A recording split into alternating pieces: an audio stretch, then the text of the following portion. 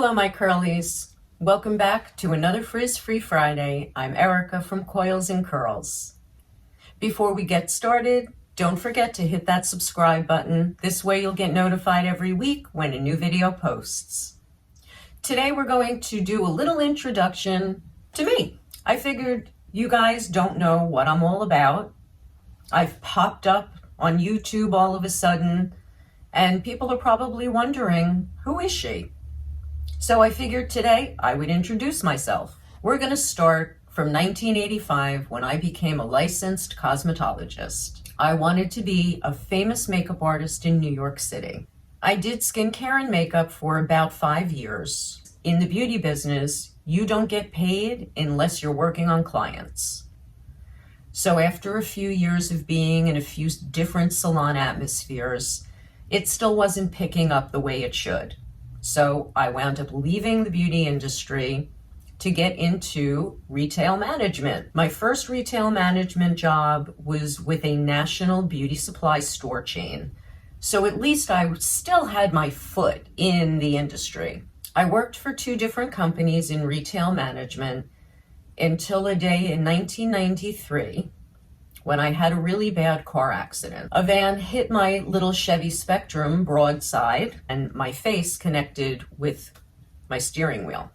I had a depressed skull fracture, a shattered eye orbit, a broken cheekbone, a broken upper jaw, and a basal skull fracture. On top of that, my seatbelt that I was wearing almost shattered my larynx. I went through 11 hours of reconstructive facial surgery, which I now have titanium plates in my face. And I spent about 2 weeks in a trauma unit and their ICU. They didn't know much about brain injuries in 1993. The analogy they gave my parents was to put a tennis ball in a shoebox and kick it across the floor. What? I found out years later that tennis ball that's supposed to be the brain is soft and squishy. It's not firm like a tennis ball. And the inside of that shoebox, that's your skull is actually rough inside. It's not smooth like a shoebox. Plus, all that room between a tennis ball and the walls of the shoebox, that's not what your brain and skull are. There's only a 1/4 inch of cerebral fluid surrounding your brain, keeping it away from the inside of your skull. I couldn't multitask. I had severe headaches. I had words coming out of my mouth that had nothing to do with what I was talking about. I couldn't find words, simple words. I told my surgeon, I told the neurologist who had seen me in the hospital, and they all said, "Look at you, you're fine. Get on with your life." But I knew something was wrong. I knew something wasn't right. But no one was listening. I started to feel like I was crazy. 1993, this really was the infancy of traumatic brain injuries. We did not know much. Unfortunately, I wasn't able to manage retail, so now I had to think of ways to make money. So I did telemarketing, which I stunk at. That is a hard gig, let me tell you. And then I started to clean houses. So I slipped through the cracks for about 2 years, until one day I was cleaning someone's house and he realized that my car accident was a lot worse than his. And he started to talk to me about cognitive rehabilitation. And he couldn't figure out, why wasn't I going to cognitive rehab? How did I fall through the cracks? Well, I called Lifespan, and that first meeting, they gave me this 2 or 3 page questionnaire. And I was maybe 3/4 of the way through that first page when I started to cry. Because here were all of my symptoms in black and white. Someone finally knew what I was talking about. I have to admit, I cried through that entire questionnaire. They even brought me a box of tissues. All of a sudden, I wasn't crazy. It was actually real. All of these things I was feeling were real. And Lifespan tells me that your best bet for cognitive rehabilitation is within 3 months of the injury. My body was still in that heightened fight or flight mode from the trauma of the accident. So they taught me biofeedback, and they told me pretty much you're just going to have to use notes for the rest of your life, because my short-term memory was affected by the head injury. To this day, my brain still gets overloaded if there's a lot happening around me. They call TBIs the hidden injury because it's not anything that anyone sees. Unfortunately, the person that lives with that TBI, we always know it's there, even though we forget sometimes, because God knows I forget sometimes that I've had a traumatic brain injury. I've lived with it for almost 29 years now, more than half my life. So you kind of forget sometimes because it's just your way of life. In 1996, I saw a sign in the window of a privately owned beauty supply store that said "Help Wanted." I thought, this is right up my alley. And that started me back into the beauty industry. So I stayed with them for about 15 years. And in those 15 years, they saw me get engaged, break off an engagement, meet my husband, get married, and then have a daughter in 2002 at the age of 36. Want to talk about being a tired mom? That was me. In 2004, I went back to the store, and we had just begun the curl revolution. I came back to Diva products in the store, and I taught myself the entire line because it was very small back then. I had already been cutting my own curls dry for years because I never liked how they turned out when I went to salons. We still cut curls wet, like we were all taught in school, and my hair didn't always come out looking good. It was a crapshoot. So I decided if it's going to be a crapshoot going somewhere and paying for it, I might as well cut it myself. This way, if I hate it, I had no one to blame but myself. It took 4 years before I got to the curl certification for Diva. Yes, I know, I'm slow, what can I say? But when I did finally get certified and I started to cut curls at the beauty supply store, I loved it. I understood curls. I also loved to teach. I love to show women how to create beautifully defined curls that could withstand Jersey humidity through the summertime. Now that's a feat. I look at the curls and I see the way they move. I look at the head and I make sure that everything is balanced. I also talk to the curls. Yeah, I know, it's a little odd, but I talk to the curls. My clients understand, and I talk to their hair, but they always seem to be really happy when they leave. Eventually, the beauty supply store did close, and I started to talk to my husband about me opening up my own curly salon and an all-natural beauty supply store. I had started to reduce the carcinogens when I was pregnant with my daughter, so I knew that the carcinogens that we were putting on our skin were absorbed by the skin. I also read a study how babies were born with over 40 carcinogens already in their bodies. I didn't want that for my kid. I also knew people who were cancer survivors and wanted to reduce the carcinogens that they were putting in and on their bodies. And it was also the very beginning of learning about gluten allergies and people's sensitivity to it. Because the skin is our largest organ, anything that we put on our skin gets absorbed by it. This is why a lot of people who were cancer survivors were trying to avoid the carcinogens that they put on their bodies. So when I talked to my husband about opening up a curly salon and an all-natural beauty supply store, I knew it was going to have to be low in carcinogens, and a lot of products were going to have to be gluten-free. I wanted to cater to all these people that realized that what we were putting on our bodies was having an effect in our bodies.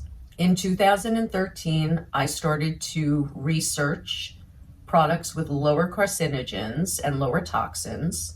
I incorporated the name of what my salon would be. I also ordered the Zoya nail polish I was using, along with the racks, to show my husband that I was serious about this. In September of 2014, my husband came home from work. He had been having some chest pains that day, so I took him to the hospital. We found out that he was going to need a triple bypass at the age of 47. After his surgery, we talked again about me opening up my salon and beauty supply store, and he agreed. After 12 days in the hospital, he finally came home, but unfortunately, he developed a blood clot, and he passed away 2 days later in front of our daughter and myself. This was not the time for me to be opening up a business. Fast forward 5 months, and my father had a stroke. Now, this is enough for most people, but I'm dealing with a traumatic brain injury here. This was way too much overload. 5 months after my father's stroke, he wound up having a double bypass. My father's health never came back after his double bypass. It slowly deteriorated, and my father passed away in December of 2018 after a bad fall. I was barely cutting hair. I was on emotional overload. You know, it's times like that even those of us with a TBI kind of forget we have one. I would like to say that things looked up for me after that, but nope. The universe had other things in mind.